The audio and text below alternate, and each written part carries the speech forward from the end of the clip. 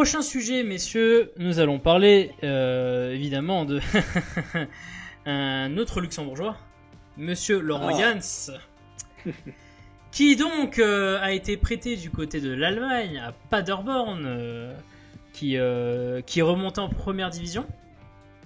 Exactement, cette saison. C'est ça, donc quand même quelque chose d'assez intéressant, parce que on en avait parlé déjà, et alors peut-être que tu n'étais pas là la dernière fois à Grenat Forever, il y a un mois quand on avait fait le premier live Mercato, mais il y avait Big Grenat qui était là, et on s'interrogeait par rapport à l'arrivée de 111, on se disait, est-ce que Laurent Jans va rester ou pas? Élément de réponse qui est tombé gentiment hier. C'est ça.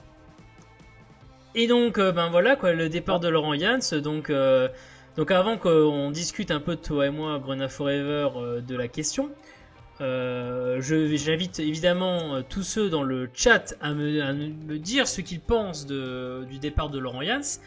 Je rappelle, avant que vous commenciez, que nous sommes à... alors attendez, je vais vérifier parce que j'ai le chiffre devant moi. Nous sommes à 99 subscribers, donc j'en ai rien à faire. Vous me trouvez quelqu'un, je sais pas qui, mais il faut dépasser la barre des 100. J'ai dit que c'était l'objectif ce soir. Il me manque un subscriber, un seul, et on passe la barre des 100 subscribers. Il faut passer la barre des 100. On passe la barre des 100, donc faites un truc sur Twitter, je sais pas, démerdez-vous, mais il faut passer la barre des 100. Je vous annoncerai qu'il y aura un concours dès qu'on passera la barre des 100, puisque c'est ce que j'avais prévu. Donc, rameutez du monde.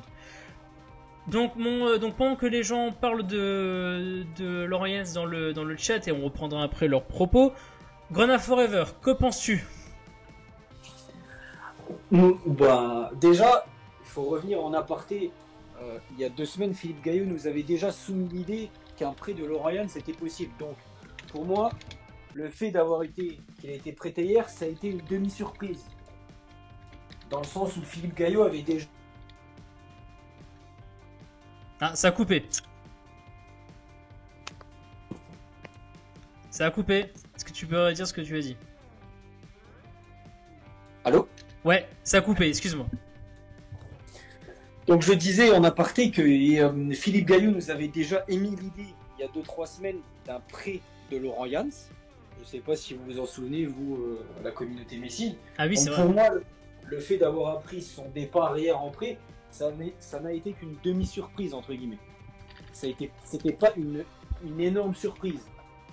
Alors après, je suis content personnellement pour le joueur, parce qu'il est quand même prêté dans un club de Bundesliga, donc D1 allemande, un club promu qui vient de remonter, donc il va quand même jouer des belles affiches.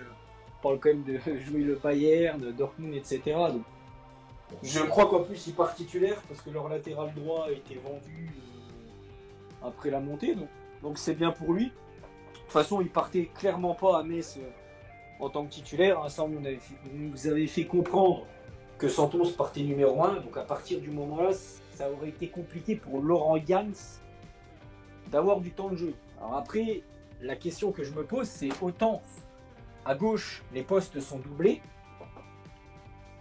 autant maintenant, à droite, qu'est-ce qu'on fait?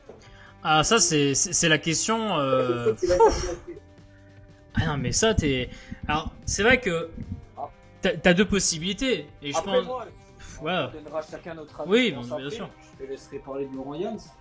En tout cas, pour moi, je suis pas... Voilà.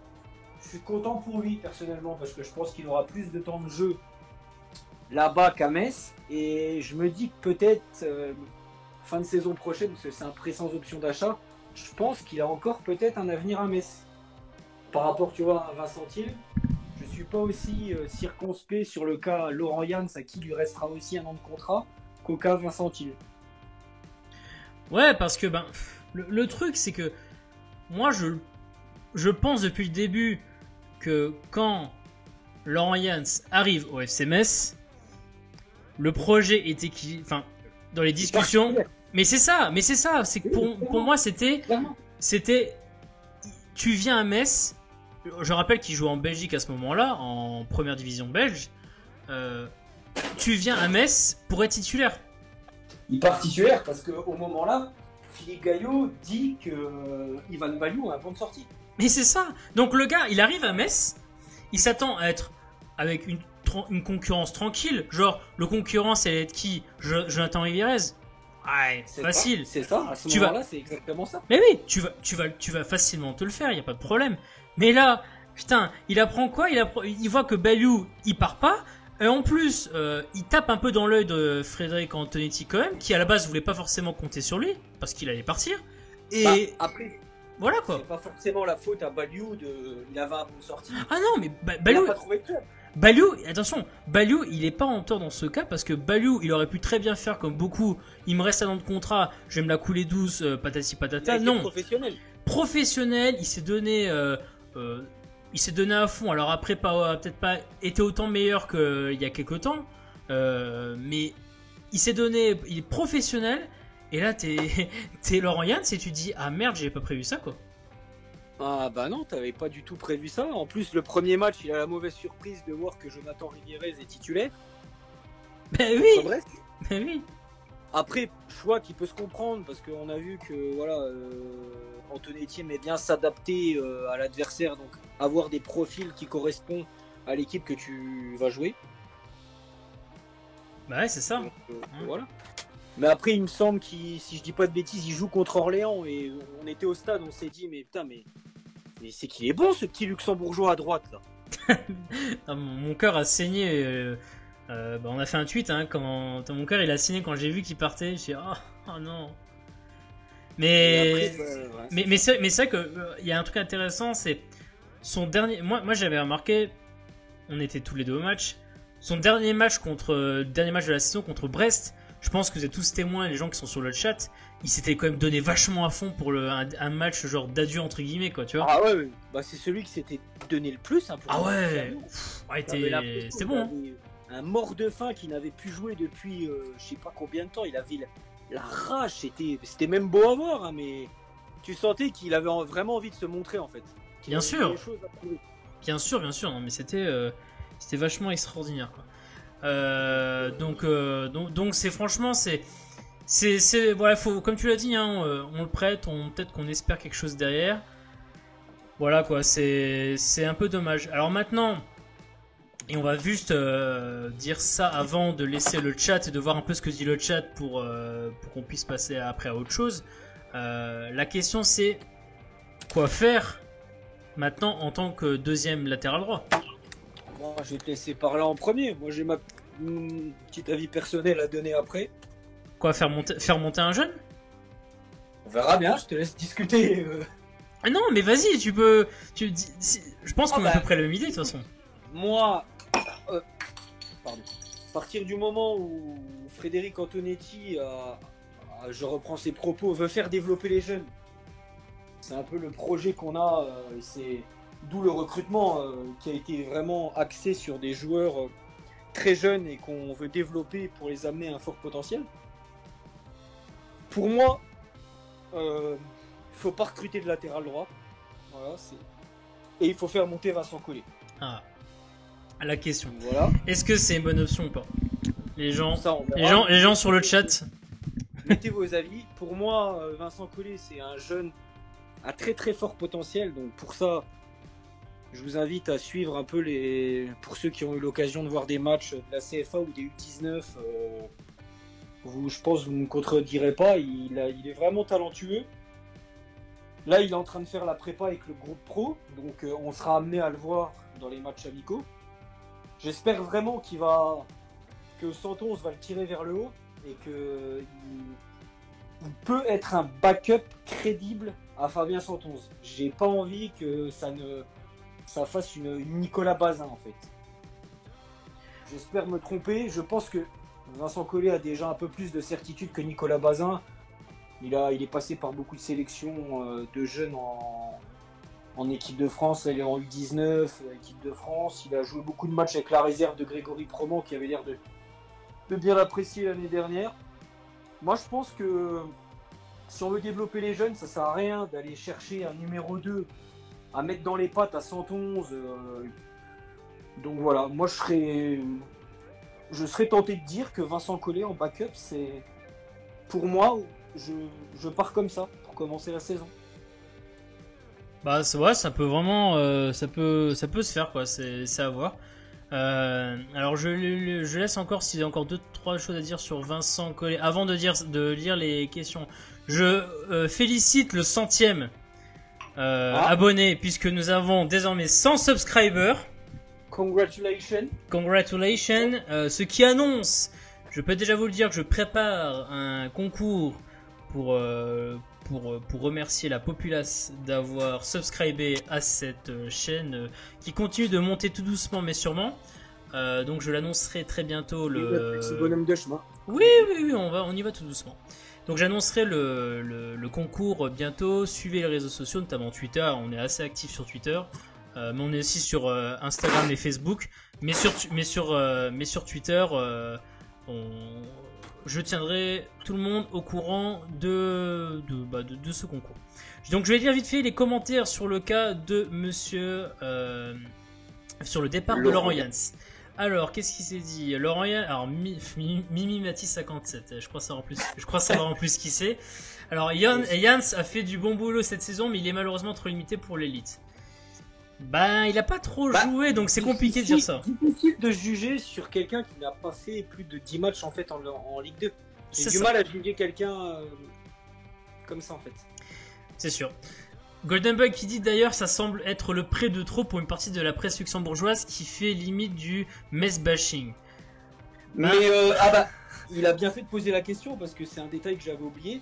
Je pense qu'aussi Laurent Jans paie les déclarations de son sélectionneur bien avant le match contre Sochaux. Oui. Qu'entre guillemets, Metz, je vois pas pourquoi, je cite, je vois pas pourquoi Metz râle de nous laisser Laurent Jans alors qu'il joue jamais. Oui, et puis après, comme tu l'as dit, comme l'a dit Golden Boy,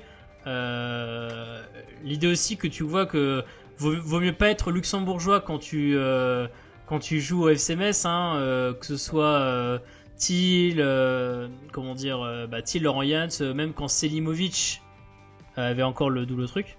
Le dernier luxembourgeois qui entre guillemets bien fonctionné à Metz, c'était Mario Much. Ceux qui se souviennent. Ah bah non mais la question de Golden Boy est légitime. Elle est légitime. Mimimati, pourquoi pas signer Dani Alves une saison? Parce que faut déjà gérer le salaire de Ambrose et de Endoram. C'est déjà assez, je pense. Big Run qui dit hors de casting. C'est compliqué, comme on l'a dit, c'est compliqué quoi. Le contexte de son arrivée pose peut-être qu'il change la donne.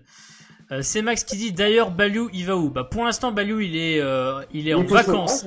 En vacances, il prend du bon temps avec voilà. sa famille. C'est ça, avec son bébé là qu'ils ont eu avec sa femme. Il y en a un autre qui est aussi en train de prendre du bon temps. Je sais pas si vous en avez déjà parlé. Non, on va en parler après. On va en parler après. Ok, la concurrence c'est pour tous les joueurs. Oui, la Golden Boy, la concurrence, d'accord. Enfin, ça c'est, autant je comprends l'histoire de la concurrence, mais encore une fois, tu fais pour réussir à attirer un joueur dans un club, tu lui fais souvent des promesses au niveau de son statut. C'est ça. Le truc c'est que la concurrence se fait entre deux joueurs. Là, il y avait 3 latérales droits. J'ai eu plus l'impression que la concurrence se jouait entre Jonathan Rivérez et Ivan Baliou. C'est ça. Et surtout, c'était la 3e roue du carrosse entre nous. Et surtout que, encore une fois, dans ce cas, c'est pas la concurrence qui a un problème, c'est le fait que il ne s'attendait pas à avoir de la concurrence. Non, il ne s'attendait pas à ça quand il est recruté. Ce qui change beaucoup de choses. Il change la donne clairement. Ouais, c'est clair. Donc oui, effectivement, je demande à voir. Alors c'est Big One qui parlait. Je demande à voir faire la saison avec Santon décollé, ça me fait peur. Ben, le truc c'est Santon s'il se blesse pas, ça va. Mais bon, la saison dernière, on a quand même perdu un latéral gauche qui était censé être titulaire et bon, on a fait venir Delanne à la place. Mais c'est vrai que tu dis après, est-ce que tu vas compter sur Collet si jamais Santon se blesse? Est-ce que Collet est armé pour faire directement entrer en Ligue 1? Après, c'est toujours pareil, ce débat-là. On peut avoir le débat là pour tous les postes. Si Diallo se blesse, on va rester qu'avec Nian. Bon, après, dans ce cas, on peut pas tripler les postes non plus. Moi, alors moi, c'est que donc là, c'est Max qui dit il est très bon, il joue en équipe de France, faut lui laisser sa chance. Ce que je trouve dommage avec Vincent Collet, c'est qu'il a fait pour l'instant aucun prêt à un niveau inférieur, genre Ligue 2 par exemple, tu vois. Pour l'instant, c'est pas réellement son niveau dans un championnat entre guillemets vraiment de standing, au moins deuxième division, tu vois. Ce qui pourrait arriver d'ailleurs. Ce qui pourrait arriver, mais je ne pense pas là. Oui, mais un prêt pourrait très bien arriver. Je rappelle qu'on est que le 12 juillet. Hein. Bah, un prêt sera évoqué si Metz vraiment souhaite un autre latéral droit. Pour bien sûr. On n'en prend pas le chemin. Bon. Après, le mercato est long, comme tu dis, mais je pense que Metz veut boucler son mercato avant la reprise du championnat le 11 août à Strasbourg. Bah après, en tout cas, ils veulent avoir au moins leur 11 de départ prêt, quoi. Donc, tu vois, ils veulent leur 11 de départ. Après, les joueurs de complément, ils vont pas tout de suite impacter sur le début de saison. Mais c'est sûr qu'il faut avoir au moins les postes doublés. Donc si pour l'instant on n'a pas de recrue, ben, le poste sera doublé par Vincent Collet. C'est logique. Bon, si vous n'avez pas d'autres questions sur le cas de... pourquoi pas prendre Advincula? Qu'est-ce que t'en penses, Brian Forever? C'est une bonne question. Pourquoi pas? Parce que monsieur Advincula... parce que, attendez, pour l'instant, je fais un petit check rapide de sa situation actuelle. Parce que le problème, c'est que donc Advincula, c'est bien le péruvien, hein, pas que je me trompe. Est-ce que vous voulez reprendre le problème, c'est que si tu fais venir un joueur comme ça, il est pas forcément prêt tout de suite. Hein.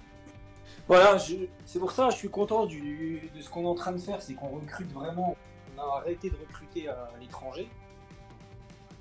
Donc je pense pas qu'on va aller se rechercher un mec forcément dans un championnat un peu exotique qui sera pas tout de suite. Il est pas exotique, il est pas championnat exotique, Advincula. Non mais qui aura du mal à s'acclimatiser, tu vois ce que je veux dire? Ouais, non, moi ce qui me gêne un peu plus sur Advincula, c'est déjà ce qu'il voudrait être numéro 2 au FCMS.